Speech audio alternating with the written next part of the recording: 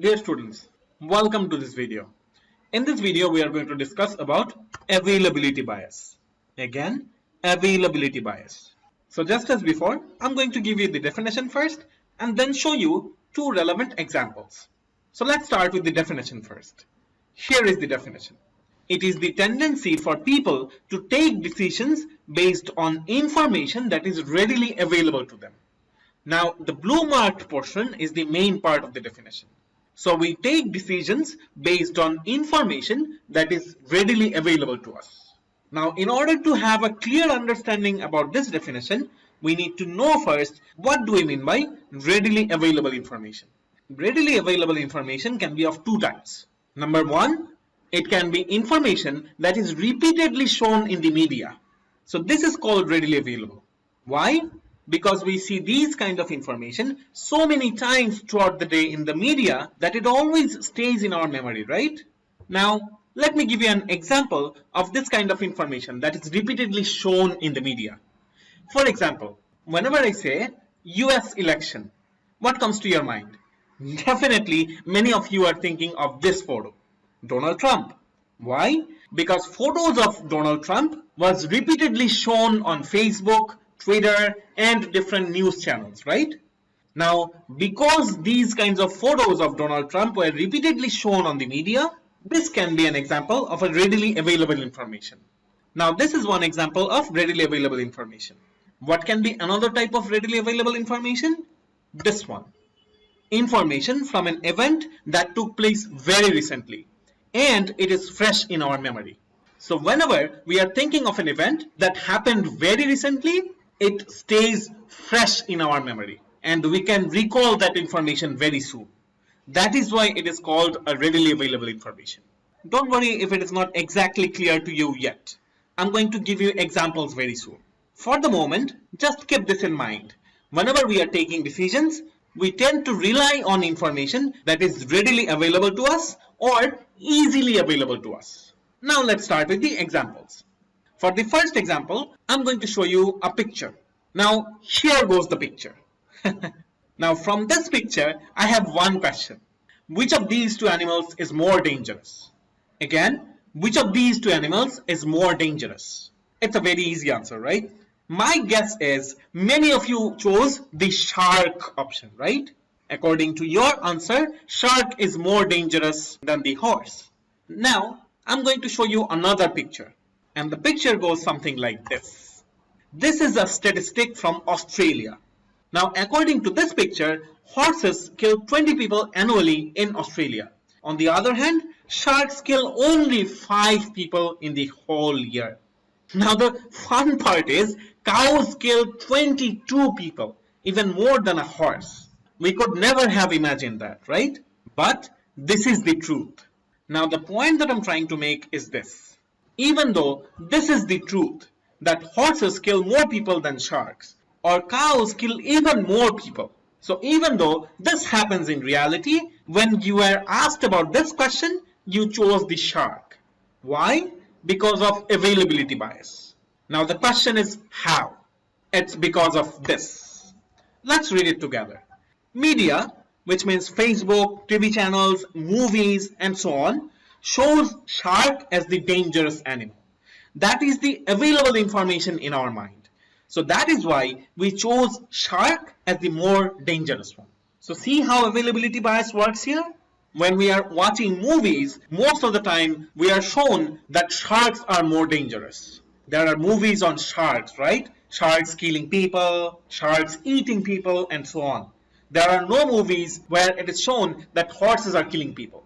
So always in our head, we think that shark is the more dangerous one. That is the available information in our head.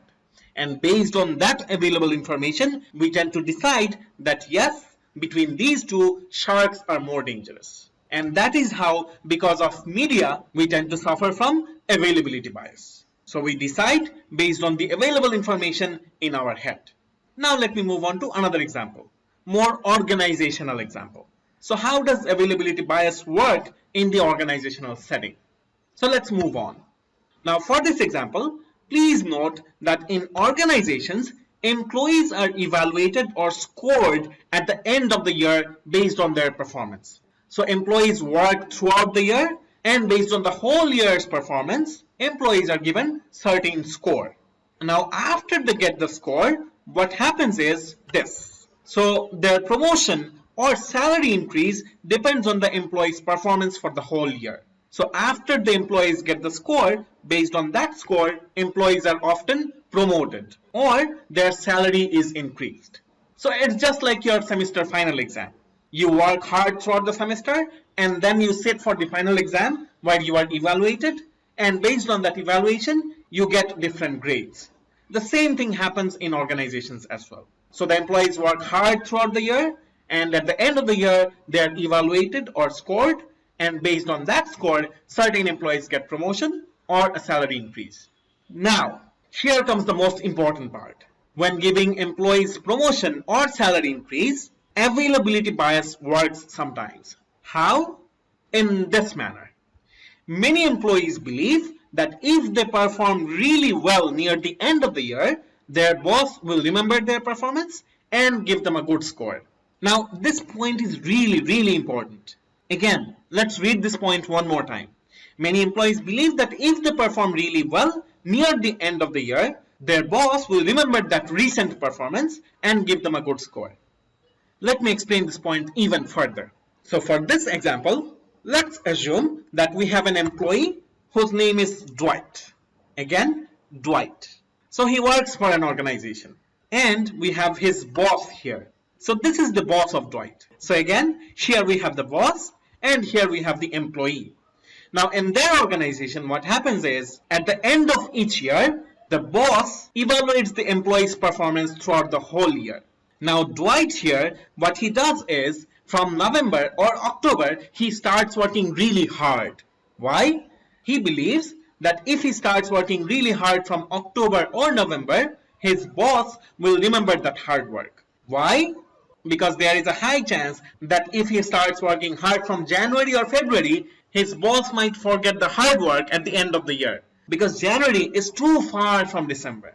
It is very natural that the boss might forget the hard work. On the other hand, if he starts working really hard from November, there is a high chance that his boss will remember this. And when the time comes for the scoring, you know what might happen? The boss might say something like this. Yes, for the last 1 month, Dwight worked really hard. He deserves a promotion. So see what happened? When deciding about the promotion, the boss is recalling information from the very recent months. So again, here he is deciding based on readily available information or very recent information. It might be the case that while deciding on the promotion, he is not considering any information from the month of January, February, March or April because he forgot about those. So yes, that is how availability bias may work in the organization. While deciding, people often decide based on information that is easily available in the memory. Now, there is a huge problem of this availability bias. Listen to me very carefully, and I'm sure you can relate to this example very well. Now, this employee here knows that availability bias works in the organization. So if he starts working really hard around October and November, there is a high possibility that due to availability bias, he will end up getting the promotion. So in many organizations, what happens is when October and November comes, many employees like him go to the boss with something like this. I'm really sorry for using this photo. So they start oiling their boss, right? So they start saying all the good things to their boss and oiling their boss in the hope that yes, the boss will remember all the oil they have used on them very recently and ultimately give them a very good salary increase or a promotion. So this is what happens there. They usually oil their boss hoping that availability bias would occur. The boss might give the employee a good rating and a promotion.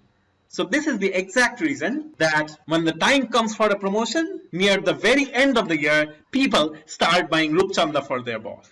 So in summary, this is what happens. This is availability bias because the boss is taking decision based on the recent performance of the employees. Information of recent performance is readily available in the memory, or easily available in the memory. So see, that is how availability bias works in organizational setting. So yes, we are done with this video. I guess the concept of availability bias is clear to you. So I'm going to see you very soon in the next video with a new concept.